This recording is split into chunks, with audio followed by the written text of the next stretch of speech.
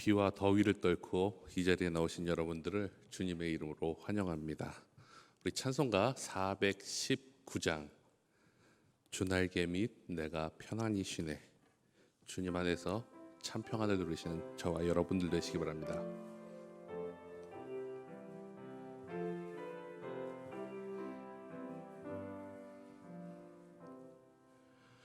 주 날개 및 내가 편안히 쉬네.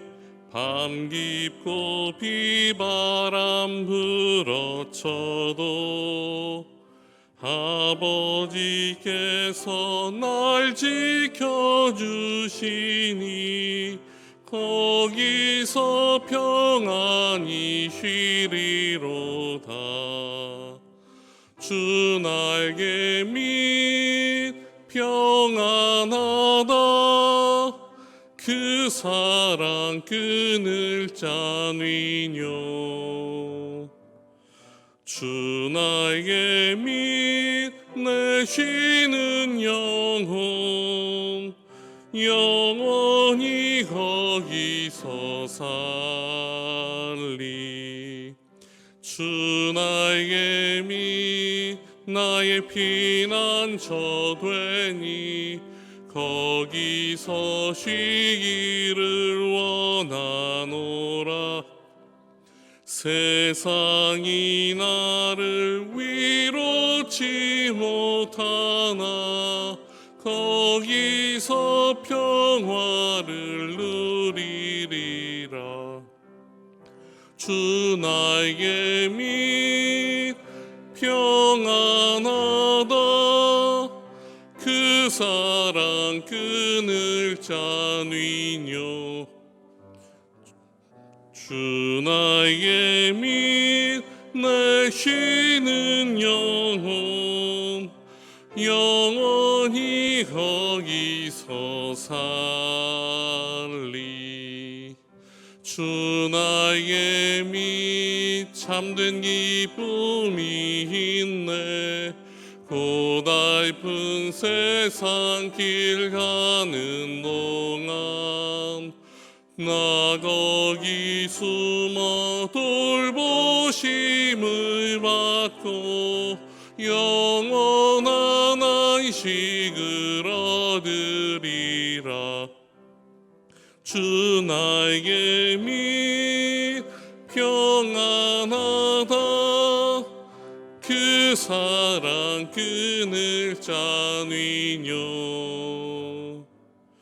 주 날개 및 내 쉬는 영혼 영원히 거기서 살리. 아멘. 여러분 평안히 쉬고 계십니까? 제가 봤을 때는 평안히 쉬고 계신 것 같지 않고 무기력하게 앉아 계신 것 같습니다.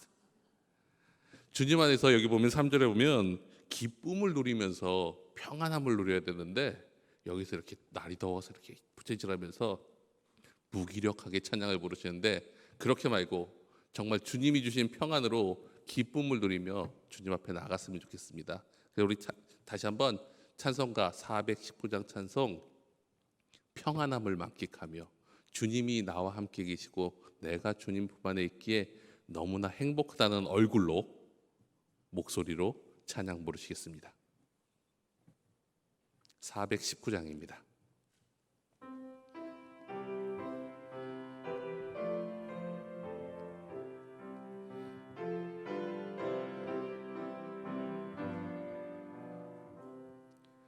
주 날개 및 내가 평안히 쉬네. 밤 깊고 비바람 불어쳐도 아버지께서 날 지켜주시니 거기서 평안히 쉬리로다. 주 날개 및 평안하다. 그 사랑 끈을 짜니뇨. 주 날개 및 내 쉬는 영혼 영원히 거기서 살리. 주 나에게 민 나의 피난처 되니 거기서 쉬기를 원하노라. 세상이 나를 위로치 못하나 거기서 평화를 누리리라. 주 나에게 민 평안하다. 그 사랑 그늘 짠위뇨. 주 나에게 믿네 쉬는 영혼 영원히 거기서 살리. 주 나에게 믿 참된 기쁨이 있네. 고달픈 세상 길 가는 동안 나 거기 숨어 돌보심을 받고 영원한 안식을 얻으리라. 주 나에게 및 평안하다. 그 사랑 그늘 짠위뇨. 주 나에게 믿네 쉬는 영혼 영원히 거기서 살리. 아멘. 우리 이 평안함을 가지고 주님과 동행하시겠습니다. 우리 찬송가 440장 어디든지 예수 나를 이끌면, 예수님과 함께 가면 겁낼 것도 걱정도 없음을 함께 고백하시겠습니다.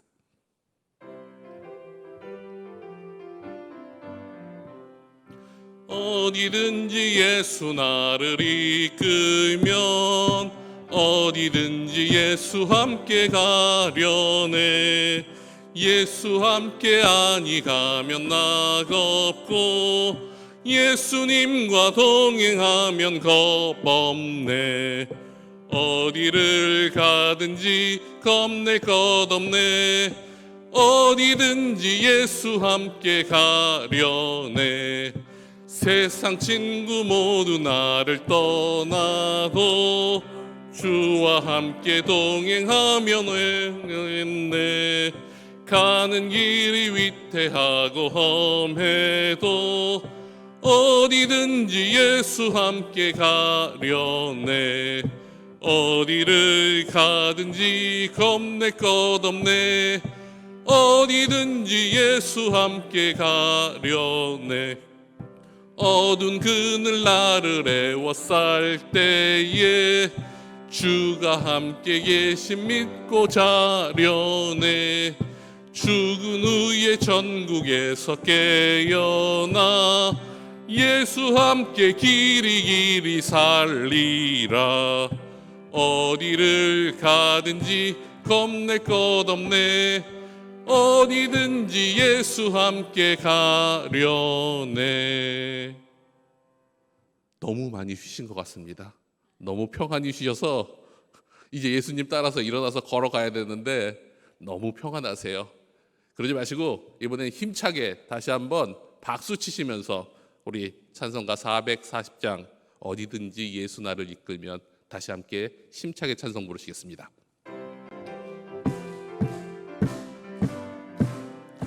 어디든지 예수 나를 이끌면 어디든지 예수 함께 가려네. 예수 함께 아니 가면 나 겁고 예수님과 동행하면 겁 없네. 어디를 가든지 겁낼 것 없네. 어디든지 예수 함께 가려네. 세상 친구 모두 나를 떠나도 주와 함께 동행하면 왜겠네. 주 주는 길이 위태하고 험해도 어디든지 예수 함께 가려네. 어디를 가든지 겁낼 것 없네. 어디든지 예수 함께 가려네. 어두운 그늘 나를 애워쌀 때에 주가 함께 계심 믿고 자려네. 죽은 후에 천국에서 깨어나 예수 함께 길이 살리라. 어디를 가든지 겁낼 것 없네. 어디든지 예수 함께 가려네. 아멘. 우리 이 시간 함께 기도하시겠습니다. 날씨가 변덕이 심합니다. 그래도 더위는 에어컨 밑에 있으면 참을만 한데 아침같이 비가 많이 오면 참 힘듭니다. 지금 전국에 비 피해가 있는 곳이 참 많은데 우리 그분들을 위해서 하나님께서 지켜주시고 보호하여 주시고 위로해 달라고 함께 기도해 주셨으면 좋겠습니다. 또한 이 날씨가 우리 이번 주 토요일부터 시작된 우리 여름 성경학교, 우리 유치부부터 시작하는 여름 성경학교에 큰 지장 주지 않도록 하나님께서 날씨를 보호하여 주시고 지켜주시고 우리 아이들 말씀 잔치가 성대한 잔치가 될 수 있도록 기도해 주시면 좋겠습니다. 또 우리 말씀을 선포하시는 담임 목사님과 교회를 위해 이 시간 함께 기도하시겠습니다. 참 좋으신 하나님 아버지 감사드립니다. 오늘도 귀한 날을 허락하여 주셨습니다. 날씨가 변덕이 많고 덥기도 하고 비도 많이 옵니다. 그럼에도 불구하고 감사하고 나아가는 것은 우리의 믿음이 꺾이지 않았기에 주님 앞에 나옵니다. 주님 앞에 있으면 우리가 평안을 누립니다. 주님과 함께 걸어가면 모든 것이 주님의 뜻 안에서 이길 수 있습니다. 그러기에 겁낼 것도 없고 주님과 함께하기에 모든 것이 행복합니다. 오늘도 그 마음 가지고 나왔습니다. 하나님, 우리가 함께 기도하며 예배할 때 우리의 모든 것이 주님 앞에 온전히 서하는 귀한 시간 되게 도와주시옵소서. 우리의 국민들, 우리의 이웃을 위해 기도합니다. 비로 인해 어려움 당한 가정들이 있습니다. 하나님, 삶을 잃은 사람들도 있고 가정도 있습니다. 위로하여 주시고 하나님 다시 한번 힘을 내게 도와주시옵소서. 우리가 서로 나누고 도울 수 있는 것 돕게 하여 주시고 이 일들을 통하여 다시 한번 우리가 믿음 안에서 또한 한민족으로서 하나 될 수 있는 소중한 시간들 되게 도와주시옵소서. 또한 하나님, 우리 귀한 아이들이 말씀의 잔빛을 준비하고 있습니다. 이번 주 토요일부터 유치부를 시작으로 성경학교가 시작됩니다. 날씨를 지켜주시고 건강을 지켜주시고 안전을 지켜주셔서 주님의 말씀을 경청하고 듣고 마음에 새기는데 부족함 없도록 채워주시옵소서.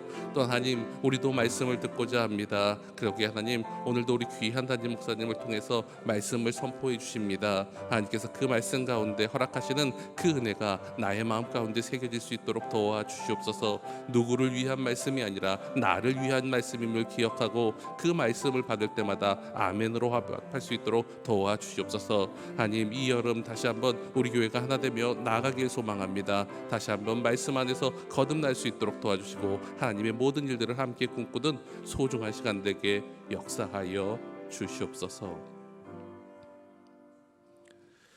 참 좋으신 하나님 아버지 감사드립니다. 주님과 함께하면 너무나 감사하고 좋습니다. 날씨가 더울 때는 짜증도 나지만 주님 앞에 나오면 주님이 주시는 위로와 힘이 있습니다. 그리고 어디를 가든지 환경이 때로는 나의 입술을 튀어나오게 할 만큼 불만스럽게 다가올지라도 주님이 주시는 안정과 평안, 그리고 안보와 모든 것들을 지켜주심을 믿기에 오늘도 주님 앞에 나와 예배드립니다. 하나님, 이 나라를 또한 우리 교회를 그리고 우리의 영혼을 지켜주시옵소서. 그로 인해 주님을 찬양하고 주님과 동행하는 것이 우리의 평생의 기쁨이 되게 하여 주시고 그 일들을 통하여 다시 한번 주님 앞에서 온전한 행복과 평안을 누리는 저희들 되게 도와주시옵소서. 날씨가 참 어렵습니다. 하나님, 이 일로 인해 어려움 당하는 가정들이 참으로 많습니다. 비 피해로, 산 피해로, 또한 이 사고로 인해 아파하는 가족도 있습니다. 하나님께서 위로하여 주시고 친히 찾아가 주셔서 힘 허락하여 주시옵소서. 또한 믿음의 사람들이 서로의 손을 펼치며 하나 될 수 있도록 도와주시옵소서. 정말 주님이 이 땅에게 말씀하시는 것을 귀 기울일 수 있도록 도와주시고 주님 앞에서 정말 온전하며 순전히 살 수 있는 저희들 되게 도와주시옵소서. 우리 아이들의 말씀 잔치를 지켜주시옵소서. 날씨로 인해 우리 어린아이들이 하나님 앞에 나오는 것 주저하지 않도록 도와주시고 성경학교가 시작되는 유치부부터 우리 귀한 청년들까지 말씀의 꼴을 먹기에 말씀을 경험하고 삶의 지표를 발견하기에 삶이 주님 앞에서 온전히 서가는 소중한 시간 되게 도와주시옵소서. 오늘 이 시간 우리도 그 귀한 은혜를 나누기 위해 이 자리에 모였습니다. 우리 귀한 담임 목사님을 통해 말씀을 선포케 하시고 우리로 듣게 하십니다. 그러기 하나님의 말씀에 귀 기울일 수 있도록 도와주시옵소서. 아멘으로 화답할 수 있도록 도와주시옵소서. 머리로 이해하는 것이 아니라 삶으로 나타내는 믿음의 사람들 되게 도와주시옵소서. 그리고 그 일들 행할 때마다 주님께서 함께 하시기에 겁내거나 두려워하지 않는 저희들 되게 도와주시옵소서. 이 일 감당하시는 우리 귀한 담임 목사님 늘 영육간의 강건함을 더하여 주시고 이 일들을 함께 이루어가는 우리 성도님들 또한 우리 귀한 교회를 축복하여 주셔서 정말 기쁜 소리를 내고 이 땅에 하나님이 세우신 목적대로 아름다운 복음 전파의 일을 감당하는 저희들 되게 도와주시옵소서. 모든 것을 허락하여 주실 줄 믿사오며 예수님의 이름으로 기도하옵나이다. 아멘.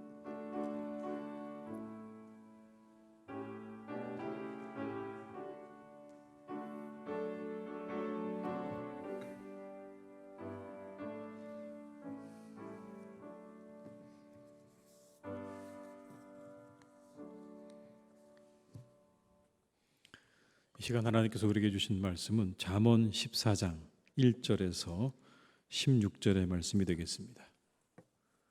잠언 14장 1절에서 16절의 말씀입니다. 구약 성경 925쪽에 있는 잠언 14장 1절에서 16절의 말씀입니다. 잠언 14장 1절에서 16절의 말씀을 한 절씩 교독하시겠습니다. 지혜로운 여인은 자기 집을 세우되 미련한 여인은 자기 손으로 그것을 허느니라. 정직하게 행하는 자는 여호와를 경외하여 패역하게 행하는 자는 여호와를 경멸하느니라. 미련한 자는 교만하여 입으로 매를 자청하고 지혜로운 자의 입술은 자기를 보존하느니라. 소가 없으면 구유는 깨끗하려니와 소의 힘으로 얻는 것이 많으니라. 신실한 증인은 거짓말을 아니하여도 거짓 증인은 거짓말을 뱉느니라. 거만한 자는 지혜를 구하여도 얻지 못하거니와 명철한 자는 지식 얻기가 쉬우니라. 너는 미련한 자의 앞을 떠나라. 그 입술에 지식 있음을 보지 못함이니라. 슬기로운 자의 지혜는 자기의 길을 아는 것이라도 미련한 자의 어리석음은 속이는 것이니라. 미련한 자는 죄를 심상히 여겨도 정직한 자 중에는 은혜가 있느니라. 마음의 고통은 자기가 알고 마음의 즐거움은 타인이 참여하지 못하느니라. 악한 자의 집은 망하겠고 정직한 자의 장막은 흥하리라. 어떤 길은 사람이 보기에 바르나 필경은 사망의 길이니라. 웃을 때에도 마음에 슬픔이 있고 즐거움의 끝에도 근심이 있느니라. 마음이 굽은 자는 자기 행위로 보응이 가득하겠고 선한 사람도 자기 행위로 그러하리라. 어리석은 자는 온갖 말을 믿으나 슬기로운 자는 자기의 행동을 삼가느니라. 지혜로운 자는 두려워하여 악을 떠나나 어리석은 자는 방자하여 스스로 믿느니라. 아멘. 이 시간 함께 하신 모든 분들에게 하나님의 은혜가 함께 하시기를 주님의 이름으로 축원합니다. 우리 한번 서로 인사하실까요? 잘 오셨습니다. 이렇게. 반갑습니다. 오늘 본문의 말씀에 지혜자와 어리석은 자를 비교해 주는 말씀을 우리에게 주십니다. 누가 지혜자이고 누가 어리석은 사람인가라는 거죠. 잠언 전체를 흐르고 있는, 그리고 성경 전체에서 흐르고 있는 지혜자는 겸손과 관련이 있습니다. 누가 지혜자인가? 겸손한 자가 지혜롭다라는 겁니다.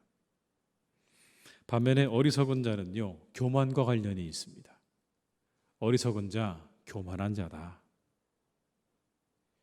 어리석은 사람이 교만하기가 쉽습니다. 어리석음의 대표적인 모습이 뭡니까? 무지함이죠. 무지함. 어리석은 사람은 잘 몰라요. 근데 무지하다 보면 교만해지기 쉬운 겁니다. 4절에 이런 말씀이 나옵니다. 소가 없으면 구유는 깨끗하려니와 소의 힘으로 얻는 것이 많으니라. 이게 무슨 말이죠? 소가 없으면 구유가 깨끗하죠. 대신 뭐가 없는 겁니까? 일할 수 없다는 이야기입니다. 소가 없어서 구유가 깨끗하다고 좋아할 일이 아니라는 그런 말 아니겠습니까? 그런데 어리석은 사람은 어떻게 하는 겁니까? 아, 소가 없어서 구유가 깨끗하다. 그렇게 말한다는 이야기예요. 하나는 알고 뭐를 몰라요? 둘은 모르는 거죠. 소가 있어 구유가 지저분해도 그래도 소가 있어야 일할 수 있는 힘이 있는 것인데 구유가 깨끗하다고 그렇게 말하는 것 자체가 그게 어리석은 일이라는 이야기죠. 이처럼 무지하면 그 자체가 어리석음이고 교만해지기가 쉬운 겁니다. 반대로 알수록 우리가 겸손해질 수밖에 없죠. 알면 알수록 사람들도요 겸손해질 수밖에 없습니다. 우리말에도 그런 말 있지 않습니까, 여러분? 무식하면 뭐하다고요? 용감하다. 무식하면 용감하다는 말이 있잖아요. 딱 그런 거예요. 어리석음 무지를 의미하고요. 무지는 곧 교만으로 이어집니다. 교만해지면 안 되죠. 화가 찾아오기 때문에 그래요. 대신 우리는 겸손해야 합니다. 그런데 우리가 겸손해야만 하는 이유가 있어요. 겸손해야만 하는 이유를 오늘 본문에서 몇 가지를 말씀하시는데, 첫 번째 10절의 말씀을 한번 같이 보시겠습니다. 같이 읽겠습니다. 마음의 고통은 자기가 알고 마음의 즐거움은 타인이 참여하지 못하느니라. 여러분, 표준 세번역으로 이렇습니다. 마음의 고통은 자기만 알고 마음의 기쁨도 남이 나누어 가지지 못한다. 물론 우리가 가지고 있는 마음의 고통과 기쁨을 다른 사람들이 나누어 가질 수 있죠. 그러나 여기 나오는 이 말씀은 뭐냐면, 그렇게 우리가 누군가 다른 사람의 고통과 기쁨에 참여할 수 있는 것에는 한계가 있다는 뜻입니다. 100%는 없다는 얘기예요. 우리가 누군가의 고통을 공감해주고 누군가의 기쁨을 함께 나눌 수는 있지만, 그러나 꼭 그 사람과 같지는 않다는 거예요. 100%는 없다는 이야기죠. 이게 뭡니까? 우리 능력의 한계예요. 우리 능력의 한계를 분명하게 말씀해주고 있는 거예요. 다른 사람의 고통과 즐거움에 참여한다고 하긴 하지만 100%는 없는 거다. 그게 우리의 한계라는 겁니다. 그러나 모든 거 다 할 수 있는 것처럼 그렇게 생각한 것, 교만이라는 거예요.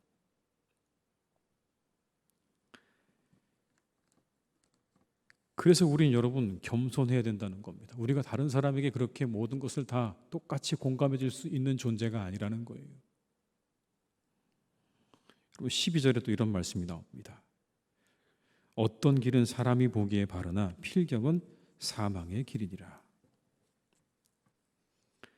사람이 보기에라는 말은 세상적인 기준으로 보면, 인간의 눈으로 보면 그러면 그 길이 옳다는 거예요. 그런데 필경 뭐라고요? 그게 사망의 길이라는 겁니다. 절대적인 판단의 기준이 되는 하나님의 말씀을 따르지 않고 그냥 자의적인 판단으로 우리가 옳다고 생각하고 가지만 그 길이 마지막이 어떻게 될지 우리가 모른다는 이야기입니다. 어떤 길은 분명히 맞는 것 같아요. 세상적으로 보게 되면 틀리지 않았어요. 근데 그 길을 열심히 따라서 갔는데 그 마지막에 뭐가 있다고요? 사망이 우리를 기다리고 있을 때도 있다는 그런 말씀이죠. 이게 뭡니까? 이게 한계라는 거예요. 우리가 가지고 있는 한계예요.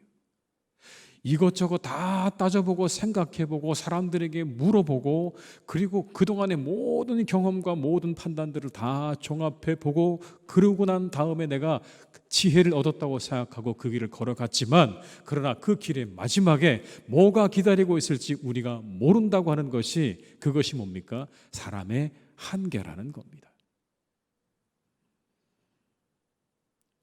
사람의 눈은요, 겉모습밖에 볼 수 없어요. 그게 우리 가진 한계 아닙니까, 여러분?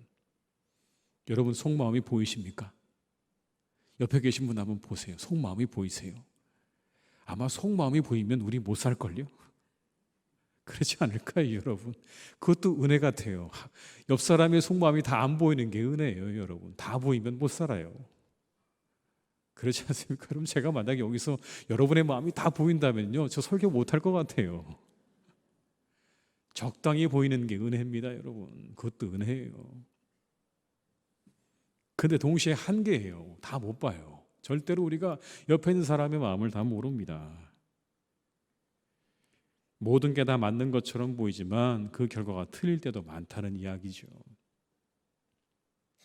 요즘 우리가 이 기간을 가리켜 뭐라고 부르죠? 우리 목사님도 아까 기도하셨는데 뭐라고 하죠? 장마라고 그러죠. 근데 여러분 장마입니까? 제가 어렸을 때 장마하고 많이 다른 것 같아요. 그때 장마의 제 기억 속에는 그냥 비가 하루 종일 추적추적 내리는 거죠. 그래서 그때 어머니가 해주시는 게 주로 뭐죠? 빈대떡 해주시잖아요. 그냥 하루 종일 비가 이렇게 내리지 않고 그냥 추적추적 내리는 거죠. 그러다가 잠깐 그쳤다가 또 비가 내리고. 근데 지금 어때요? 그냥 물폭탄이잖아요. 잠깐 사이에 그냥 뭐 잠기고 불어나고 사람이 휩쓸려 내려갈 정도로 비가 이렇게 많이 온 적은 사실 이런 걸 가리켜서 장마라고 불렀던 것 같지는 않아요. 그런데 우리가 이런 시간들을 지내면서 한 가지를 알게 되죠. 아, 우리가 살고 있는 세상의 기후가 많이 달라지고 있구나라는 걸 우리가 몸소 느끼고 있지 않습니까? 근데 이와 같은 심각한 기후의 변화가 무엇 때문인지 우리가 그것도 잘 알죠. 누구 때문입니까? 사람들 때문이에요. 인류의 발전 좋은 일이죠, 여러분. 발전되는 게 얼마나 좋은 일입니까? 우리가 얼마나 편해졌어요. 얼마나 편리했어요. 이렇게 여러분 에어컨이 잘 나오는 교회에서 얼마나 시원하세요. 그죠? 여러분 한 40년 전 교회만 떠올려 보세요. 그때 뭐밖에 없었어요? 선풍기밖에 없었어요. 선풍기 어디 달려 있었을까요? 이 양옆에 벽에 빼곡하게 달려 있죠. 계속 돌아가잖아요. 그러면서 더우니까 어떡합니까? 부채질하면서 이곳에 앉아 계셔서 말씀을 듣고 예배를 드렸던 기억 다 나시죠? 금방 이렇게 세상이 바뀌어가지고요. 이제 선풍기는 없이 에어컨이 이렇게 우리 시원하게 해주는 세상이 되었어요. 발전하는 거 좋은 일이죠, 여러분. 누구도 잘못되었다고 말하지 않아요. 사람의 판단에 그래요. 그런데 잘못된 길로 접어들었다는 것을 이제 우리는 알게 됩니다. 뭐가 빠졌기 때문에요? 그 발전에 창조의 질서를 깨트려서는 안 된다는 것이 빠졌기 때문에 그런 거예요. 그렇게 되면 뭐가 되는 겁니까? 그건 사망의 길이 되는 거예요. 오늘 성경에 그거 말씀하시고 있는 거예요. 사람들이 보기에 모든 사람들이 발전하는 게 좋은 일이죠. 우리가 얼마나 편리해졌습니까? 그런데 거기에 한 가지가 빠졌어요. 창조의 질서를 깨트려서는 안 된다고 하는 너무나 중요한 원칙에 빠지다 보니까 우리가 가고 있는 이 길이 오늘 우리에게 이와 같은 어려움을 가져다 준다는 것을 이제 오늘에서야 우리가 또 알고 있지 않습니까? 그렇게 될 거라고 누구도 예측을 하지 않았어요. 그냥 이대로 계속해서 쭉 발전하면 그것으로 좋을 거라고 생각했는데 이 발전이 우리에게 이러한 결과를 가져다 줄 거라고 하는 걸 안 게 언제입니까? 바로 지금인 거예요. 이게 뭐예요? 우리가 가지고 있는 한계입니다. 몰라요. 어떤 결과를 가져올지 모른다는 거예요.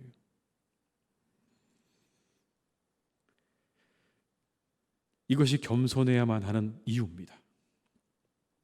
그 뒤가 어떻게 될지 우리가 모른다고 하는 것. 우리 눈에 좋아 보이지만 그 마지막 결과가 어떻게 우리에게 다가올지 아무도 모른다고 하는 게 우리가 가지고 있는 한계라고 하면 여러분, 우린 겸손해야 돼요. 자신만만하기보다는요, 좀 더 겸손해야 되는 겁니다.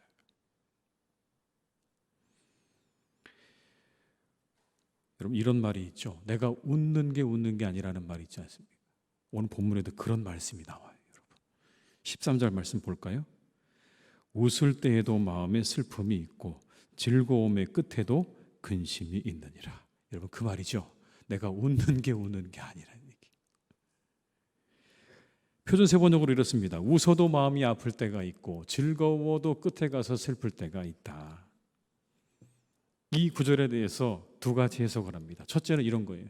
사람의 인생에는 밝은 면이 있고 어두운 면이 있다. 함께 존재한다는 이야기예요. 맞는 해석이죠. 늘 기쁘지 않다는 거예요. 우리의 삶에는 늘 그렇게 밝은 면이 있지만 그게 항상 유지되는 건 아니다. 그게 좀 지나고 나면 우리에게 어려운 일도 다가오고 슬픔도 다가오고 고통도 다가오는 게 그게 인생이다라고 그렇게 말씀하고 있다는 거예요. 오래 가지 않는다는 거예요. 우리가 때때로 기쁘고 즐거운 일이 있지만 그러나 그래서 잔치를 벌이지만 잠시 지나고 나면 또 우리에게 어려움과 슬픔의 일들이 다가올 때도 있다는 거예요. 이와 같이 우리가 세상에서 누리는 웃음과 즐거움이 영원하지 않고 한계가 있다는 그런 이야기이기도 하고 그렇게 해석하기도 하고요. 또 다른 하나는 뭐냐면 이런 겁니다. 악한 길에 빠진 사람의 마음을 묘사하고 있는 거예요. 그렇게 악한 길에 빠져서 잠시 즐거워하고 기뻐할 수 있지만 그 마지막에 뭐가 찾아온다고요? 반드시 그들에게 슬픔과 고통의 날이 다가오고 있다는 것을 이렇게 묘사하고 있다는 겁니다. 그들에게 슬픔과 근심을 주는 하나님의 심판이 따라오고 있다는 거예요. 세상의 수많은 사람들이 일순간에 어떤 그런 쾌락과 풍요를 얻기 위해서 불법을 자행하죠. 간교한 방법으로 남을 넘어뜨리기도 합니다. 그런 일 때문에 승리의 잔치를 벌이기도 하지만 잠깐이라는 거예요. 그들은 스스로 자신들이 능력 있고 지혜롭다고 생각하지만 한 가지를 간과한 겁니다. 뭘까요? 한 가지를 간과한 거예요. 하나님이 그들을 보고 있다는 사실을 간과한 거예요. 그들의 그 잘못을 하나님께서 그냥 두지 않으시고 언젠가 그들에게 그 행한 대로 갚으셔서 웃음과 즐거움을 슬픔과 근심으로 바꾸실 거라는 것을 그들이 간과했다는 겁니다. 이게 인간의 한계인 거예요. 그 마지막을 우리가 어찌할 수 없다는 거예요, 여러분. 우리가 알지도 못하지만 이후에 일어날 일을 우리가 어떻게 할 수 있는 능력도 없어요. 이게 우리가 가지고 있는 명확한 한계예요. 내가 아무리 잘 살아보려고 애를 쓰고 노력을 하고 준비를 하고 계획을 해도 그 마지막이 어떻게 될지에 대해서 우리는 장담할 수 없는 것이고 그 마지막 결과를 우리가 마음대로 바꿀 수 없다는 것도 너무나 분명한 인생의 진리라는 거죠. 이 한계 속에 우리가 살아가는 거예요. 이걸 안다면 어떻게 되는 겁니까? 겸손해야 한다는 거예요. 그러나 겸손하지 못하고 이와 같은 사실을 인정하지 못하고 교만으로 나가게 되면 다음과 같은 일들이 일어나게 된다라고 오늘 본문은 말씀합니다. 먼저는 이거예요. 우선순위가 망가지는 거예요. 교만해지면 우선순위가 망가집니다. 중요한 것이 그래서 어떻게 되는 거예요? 소홀하게 여겨지는 거예요. 뒤로 밀려요. 특별히 오늘 말씀에 뭐가 나오냐면 하나님이 뒤로 밀린다는 거예요. 교만한 사람에게 가장 나타나는 첫 번째 특징이 뭐냐? 하나님이 우선순위에서 뒤로 밀리는 거예요. 여러분 2절의 말씀입니다. 정직하게 행하는 자는 여호와를 경외하여도 패역하게 행하는 자는 여호와를 경멸하느니라. 바른 길을 걷는 사람 주님을 경외하지만 그릇된 길을 걷는 사람은 주님을 경멸한다는 겁니다. 교만한 사람 하나님을 경외하지 않아요, 여러분. 경외하는 척하는 거죠. 모든 게 자기가 기준이에요. 그래서 하나님마저 자신의 기준에 맞추려고 하죠. 하나님마저 내 기준에 맞추려고 하는 거예요. 무엇이 우선인지 나중인지를 다 구분하지 못하는 거예요. 처음에는 괜찮아 보이죠. 왜요? 내 마음대로 모든 걸 다 하니까 기분도 좋고 괜찮아요. 내가 괜찮은 사람처럼 여겨지기도 해요. 그러나 시간이 지날수록 그들이 마주하게 되는 결과는 그렇지 않다는 게 문제인 겁니다. 상황이 심각해져요. 처음엔 내가 괜찮았는데 점점 시간이 지나면서 하나님이 뒤로 밀려진 인생을 살다 보면 자꾸 내게 이상한 일들이 일어나게 되는 겁니다. 그게 교만한 삶이 마주하게 되는 일들인 거예요. 교만한 사람들이 가지고 있는 특징이에요. 하나님이 뒤로 밀리는 것. 우리 마음속으로 한번 생각해 보셔야 돼요. 하나님께서 과연 내게 어디쯤 있는가? 내게는 우선순위 어디에 있는가를 우리가 확인해야 되는 겁니다. 두 번째는 이겁니다. 교만하면 자만하게 됩니다. 교만해지면요, 여러분 자만하게 돼요. 자신만만해져요. 16절의 말씀을 읽어드릴게요. 지혜로운 자는 두려워하여 악을 떠나나 어리석은 자는 방자하여 스스로 믿느니라. 지혜 있는 사람은 두려워할 줄 알아서 악을 피하지만 미련한 사람은 자신만만해서 조심할 줄을 모른다. 이 교만해지면 스스로에 대해서 어떻게 생각하냐면 과도하게 평가하기 시작하는, 무모하게 행동하기 시작하는 거예요. 마치 자신이 뭐가 된 것처럼 교만해지면 자만해지게 되는 겁니다. 여러분, 이 대표적인 이야기가 창세기에 나오죠. 뭡니까? 바벨탑 사건이에요. 인간들이 교만해지기 시작했어요. 그러니까 뭐가 됩니까? 자만해지게 된 거예요. 자, 그래서 우리가 어디까지 탑을 쌓아보자고요? 하늘에까지 다 보자. 그리고 지면에 흩어지는 것을 우리가 막아보자. 창세기 11장 3절과 4절에 이렇게 말씀합니다.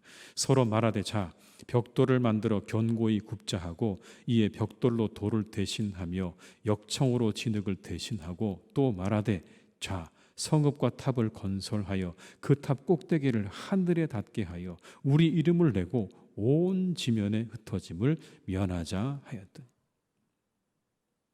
자신에서 스스로 높아지는 거예요. 하늘에 닿을 수 있다. 자만심이죠. 절대 닿을 수 없는데 닿을 수 있다고 믿는 거예요. 결국 다른 사람들이 각각 다른 언어로 온 지면에 흩어지게 되는 그런 결과를 얻게 됐습니다. 교만하면 자만해지고 그리고 분수를 잃어버리게 돼요.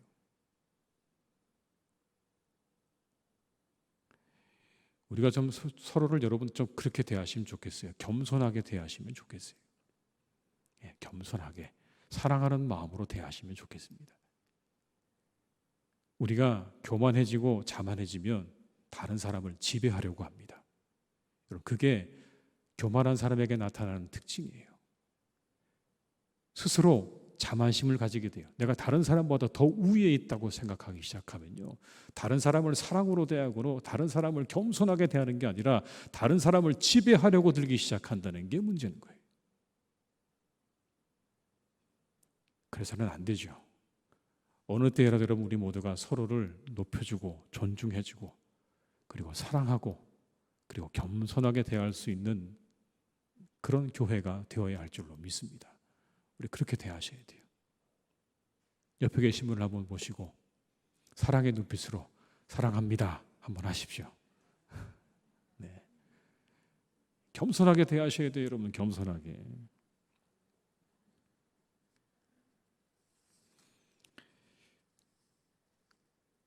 그리고 교만하게 되면 여러분 자신도 속여요. 스스로 속아요. 자기 기만이라고 그러죠.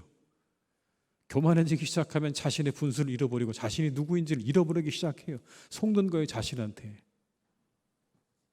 오늘 본문에도 이렇게 말씀합니다. 8절입니다.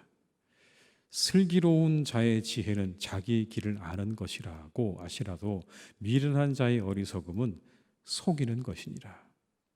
표준세 번역에 이렇게 정확하게 번역되어 있습니다. 슬기로운 사람의 지혜는 자기가 가는 길을 깨닫게 하지만 미련한 사람의 어리석음은 자기를 속인다. 스스로가 스스로를 속인다고요. 뭐가 되면요? 교만해지면 스스로에게 속아요. 나는 그만큼이 안 되는데요, 그냥 내가 대단한 것처럼 여겨지는 거예요. 착각하게 되는 거예요. 그럼 결국 어떻게 되는 줄 아세요? 능력에 벗어나는 일을 꾸미기 시작하는 거예요. 내가 내 자신을 잃어버리기 시작하면 능력에 벗어나는 일들을 꾸미기 시작하고 그 마지막이 뭘까요? 안타까운 최후를 맞이하게 되는 거예요. 그러나 지혜로운 사람은 어떻다고요? 내가 누구인지를 정확하게 아는 거예요. 내가 가지고 있는 능력도 알고 있고 내가 어떤 존재인지도 잘 아는 사람이 지혜로운 사람. 교만하기 시작하면 내가 누구인지, 내가 어떤 존재인지를 우리가 잃어버리기 시작한다는 겁니다. 그러면 문제가 되는 거예요. 그때 우리에게 나타나는 일이 있다. 여러분, 이겁니다. 매를 불러온다, 이렇게 말합니다. 교만한 자에게는 매가 뒤따른다. 성경의 말씀에 좋게서 매지만 그 뭘까요? 화가 될 수도 있는 것이고 하나님의 그런 회초리가 될 수도 있는 것이죠. 3절에 이렇게 말씀합니다. 미련한 자는 교만하여 입으로 매를 자청하고 지혜로운 자의 입술은 자기를 보전하느니라. 매를 자청하는 거예요. 왜요? 교만해지니까 할 말 하지 말아야 할 말을 구분하지 못해요. 아까 말씀드렸죠. 구분이 안 된다고요. 그러다 보니까 뭐가 뒤따르는 거예요? 매가 뒤따르는 거예요. 문제가 생겨요. 그래서 교만이 뭐의 선봉입니까? 패망의 선봉인 거예요. 내가 누군지를 모르고 날뛰다가 결국 마지막에 안타까운 최후를 맞이할 수밖에 없게 되는 거기 때문에 절대로 교만해서는 안 되는 거죠. 톨스토이가 쓴 사람은 무엇으로 사는가라는 책에 나오는 내용입니다. 주인공 세몬이라는 사람은 구두 수송공입니다. 근데 어느 날 길 모퉁이에서, 교회 모퉁이에서 옷을 입지 않은 한 남자를 발견하게 돼요. 그리고는 그 사람을 불쌍히 여겨서 집으로 데려왔어요. 데려오긴 했는데 막상 부인도 그 남자를 보고 처음엔 좀 불편했지만 그 부인도 그냥 불쌍히 여겨서 집으로 맞아들입니다. 근데 아무것도 할 줄 아는 게 없어요. 이름도 모르고 할 줄 아는 것도 없어요. 그래도 불쌍한 마음으로 그를 받아들였더니 밥상을 차려주고 난 다음에 그 남자가 첫 번째 웃었어요. 처음으로 웃었어요. 그리고는 그에게 뭘 가르쳤냐면 구두를 만드는 일을 가르쳤습니다. 그런데 굉장히 이 구두 만드는 일에 탁월한 능력을 가지게 되었어요. 소문이 났어요. 그래서 그 주변에 살고 있는 아주 거만하고 오만한 부자 한 사람이 가죽을 가지고 와서 가죽으로 신발을, 구두를 만들어 달라는 이야기를 합니다. 그 청년에게. 그래서 이 청년이 가죽으로 구두를 만드는 게 아니라 가죽으로 슬리퍼를 만드는 거예요. 주인공 세몬이 좀 당황했어요. 분명히 주문은 구두를 만들려고 했는데 슬리퍼를 만드는 그 청년을 보고 좀 당황했어요. 근데 곧 이유를 알게 됐습니다. 그 구두를 주문했던 사람의 종이 그 구두가게에 찾아와서 말합니다. 구두를 주문했던 우리 주인이 돌아가다가 죽었습니다. 그래서 우리 주인의 아내가 가서 이제 구두가 필요 없게 됐으니 슬리퍼로 주문을 바꾸라고 해서 왔습니다. 그 이야기를 듣고 이 청년이 자기가 만들어 놓은 슬리퍼를 그 하인에게 건네줍니다. 그리고는 또 한 번 웃었습니다. 두 번째 웃었어요. 세 번째는 이런 이야기입니다. 이름도 알지 못하는 한 여인이 고아가 된 두 아이를 거두어서 키우고 있는 그 여인이 찾아와서 신발을 주문하는 거예요. 여자의 사정은 이런 거였어요. 옆집에 살고 있던 여인이 아이를 낳다 죽었는데 그 아이가 그 죽은 엄마에게 깔려서 그만 몸이 장애가 생기고 말았어요. 아무도 돌볼 수 없는 그 두 아이를 그래서 그 여인이 데려다가 키우기 시작했다는 겁니다. 이 말을 듣고 청년이 세 번째 웃었습니다. 그리고는 자신의 정체를 밝히는데 자신은 하나님으로부터 세상으로 쫓겨난 천사라고 자신을 소개합니다.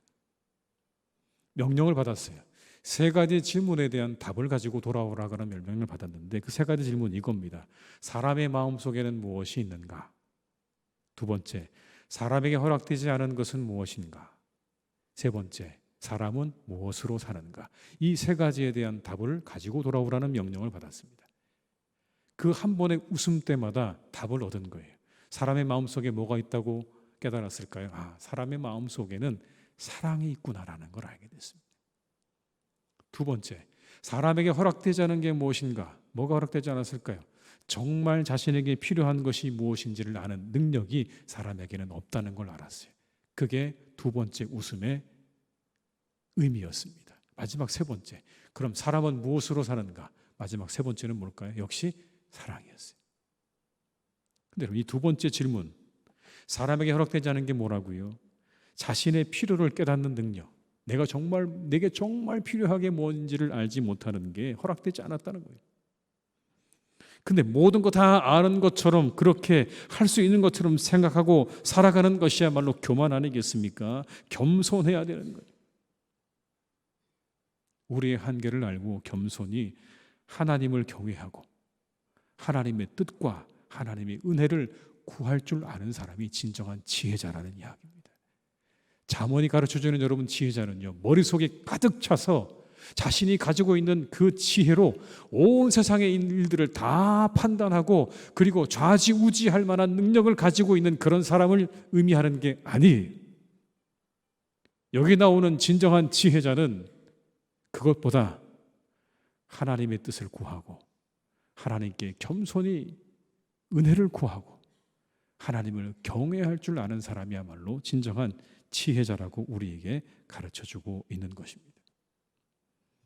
착각하면 안 됩니다. 내가 좀 지혜가 있는 것 같다, 내가 좀 많은 지식을 가지고 있는 것 같다고 해서 우리가 지혜자라고 착각하셔서는 안 됩니다. 겸손하게 하나님과 동행하는 삶을 사셔야 되는 거예요. 그 사람이 지혜자인 겁니다. 잠시라도 우리가 착각을 하고 내가 진정한 지혜자라고 생각을 하고 내 마음과 내 뜻대로 그 길을 가기 시작하면 그 길에서 우리는 반드시 어려움을 만나게 될 것이지만, 하나님을 경외하고 그리고 하나님의 은혜를 구하고 하나님의 뜻을 구할 줄 아는 사람의 가는 그 길에 하나님의 도우심과 형통케 하신 은혜가 기다리고 있다는 것을 기억하시면서 진정한 지혜자로 살아가시는 우리 모든 성도님들이 다 되시기를 주님의 이름으로 축복합니다. 우리 한번 서로 이렇게 인사하실까요? 지혜자로 살아갑시다. 네.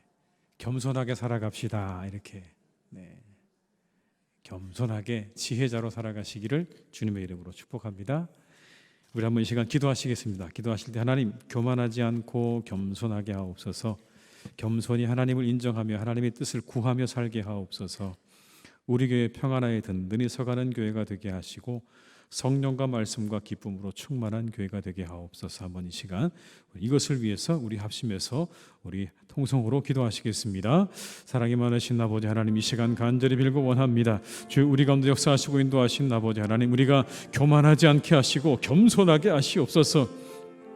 겸손히 하나님의 뜻을 인정하며 하나님의 뜻을 구하며 하나님의 은혜를 구할 줄 아는 사람으로 살아가기를 간절히 원합니다. 내 뜻과 내 생각과 내 마음을 앞세우지 않기를 간절히 원합니다.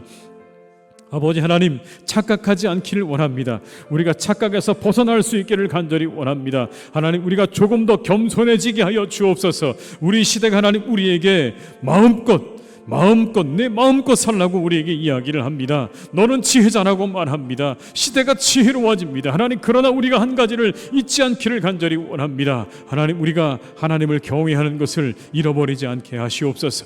하나님을 경외하는 것을 잊지 않게 하시옵소서. 아버지 하나님, 하나님의 뜻을 구하는 것을 잊지 않게 하옵소서. 하나님의 은혜를 구하는 삶을 잃어버리지 않게 하옵소서. 아버지, 이것이야말로 진정한 지혜로운 삶인 것을 우리가 기억하며 겸손히 하나님 앞에 살아갈 수 있기를 간절히 원합니다. 사랑하는 우리 교회 축복하셔서 평안하고 든든히 서가는 교회가 되기를 간절히 원합니다. 우리 교회를 그렇게 인도해 주시옵소서. 성령 충만, 말씀 충만, 기쁨 충만하게 하여 주옵소서. 하나님, 있어야 될 것들로 채워지는 교회가 되게 하여 주옵시고 버려야 될 것들 버려지는 교회가 되게 하여 주옵소서. 아버지, 정말 모든 것들, 아버지 하나님 악한 것들, 아버지 하나님 모든 죄와 모든 것들 다 버려지게 도와주시옵시고 오직 하나님 기뻐하신 것들로 우리 교회가 가득 채워지기를 간절히 원합니다. 하나님, 우리 교회를 축복해 주시옵소서. 우리 교회 가운데 함께하여 주옵소서. 하나님의 은혜를 덧입혀 주시옵소서. 이곳에 역사해 주시고 이곳에 함께하여 주시옵소서. 주님 인도해 주시옵소서.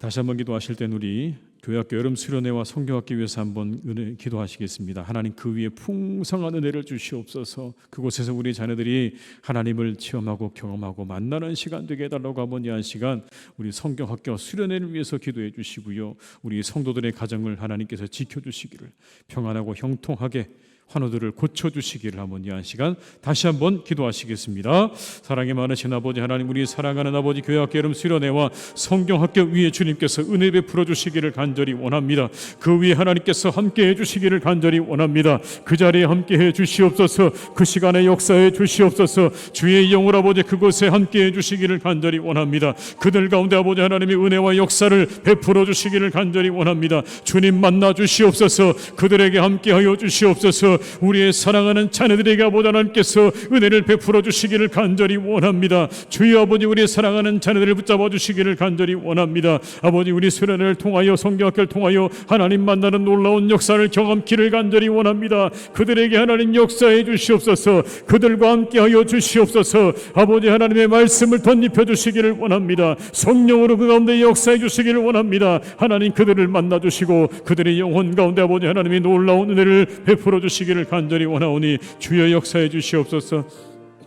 우리 손의 가정을 주기 원합니다. 아버지 평안하게 하시고 형통하게 하옵소서. 하나님을 고쳐주시기를 원합니다. 아버지 하나님께 깨끗하게 고쳐주시고 나음을 입기를 간절히 원하오니 우리 환우들에게는 회복의 은혜를 주님께서 허락해 주시옵소서. 나음을 입게 하여 주옵소서. 아버지 하나님의 은혜를 덧입혀 주시옵시고 우리 사랑하는 아버지 자녀들에게 아버지 우리 환우들에게 우리 교우들에게 하나님의 형통한 은혜와 축복으로 더욱 함께해 주시옵소서.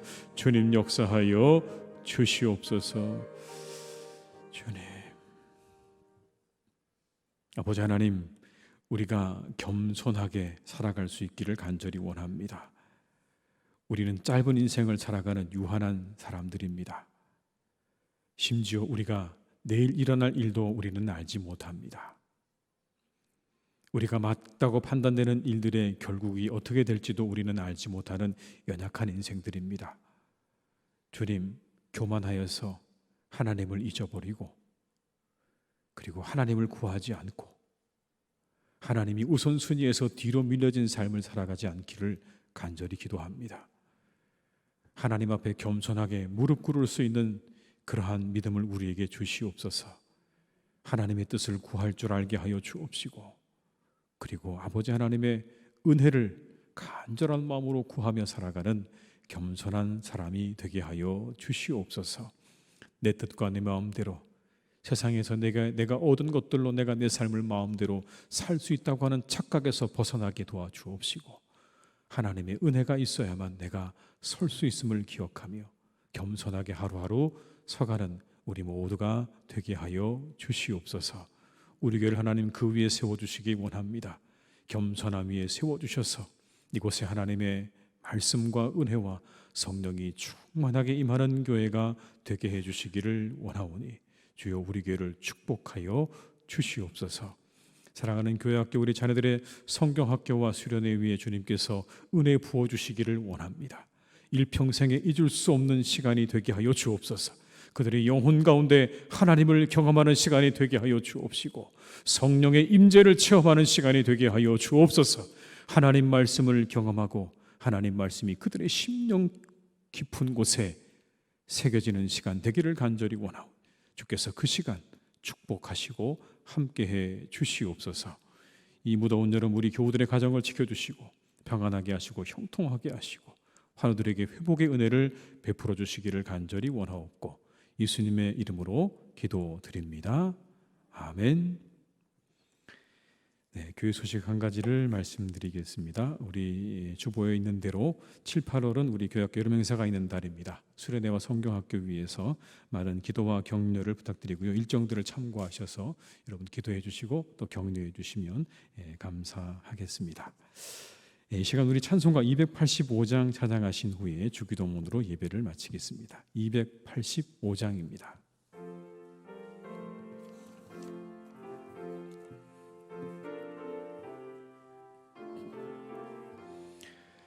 주의 말씀 받은 그날 참 기쁘고 복되도다. 이 기쁜 맘 못 이겨서 온 세상에 전하노라. 기쁜 날